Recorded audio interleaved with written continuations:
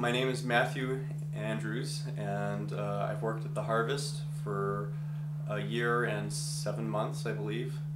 And I've worked at the I work in the produce department. And I just wanted to. I'm glad we're having this opportunity. I'm glad I have this opportunity to talk to people about what's been going on at the Harvest and what that experience has been like, because I think that people need to know people need to know what's going on there, and I think it would really change the perception of what people think a co-op is. When I started working there, I kind of knew that it was kind of like a regular grocery store. Just the way they hire you, it's very much like a regular job, but I thought that it was, in a lot of ways, that it was going to be more of a progressive alternative to your typical grocery store. And I think a lot of people who started the co-op, I've had the chance to meet some longtime co-op members who would tell me about how the co-op used to be more member run, more member involvement, and now, as far as I can see, there's pretty much none of that. People just pretty much come there to shop and use their discount cards, and over the years the benefits and responsibilities of being a member, both of those have decreased quite a bit.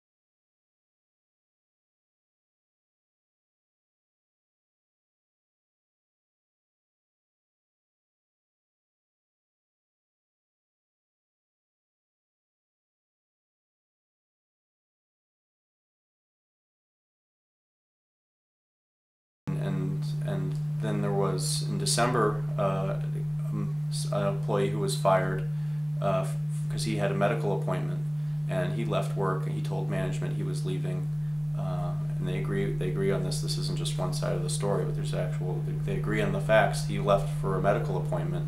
He was gone for a little more than an hour. He came back and continued his shift. He'd had this medical appointment planned out, but he didn't actually punch out on the time clock.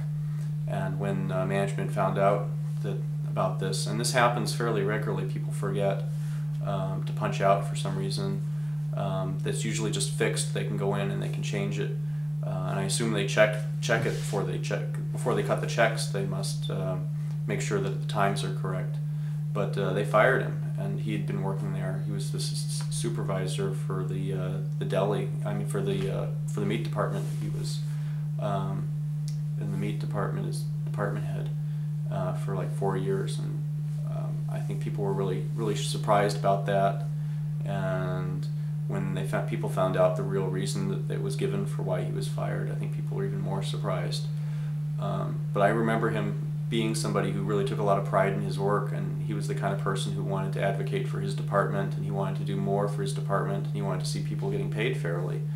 And I think he felt that management at the Harvest was pretty incompetent, and he seemed frustrated by trying to work with a lot of the people, the higher ups. So I think that they might have seen that as threatening, and they were looking for an excuse to get rid of him. And then the next month, only about a month later, another employee who'd worked in the deli for 4 years was fired, and this was after he'd been overlooked for a supervisor position. He'd actually been working, he'd been doing the job without the pay and without the title. He was working in the deli. He's the deli, there's an enormous amount of turnover, so the fact that he was there for 4 years and was way beyond anybody else. Usually people only last a couple months. And he was,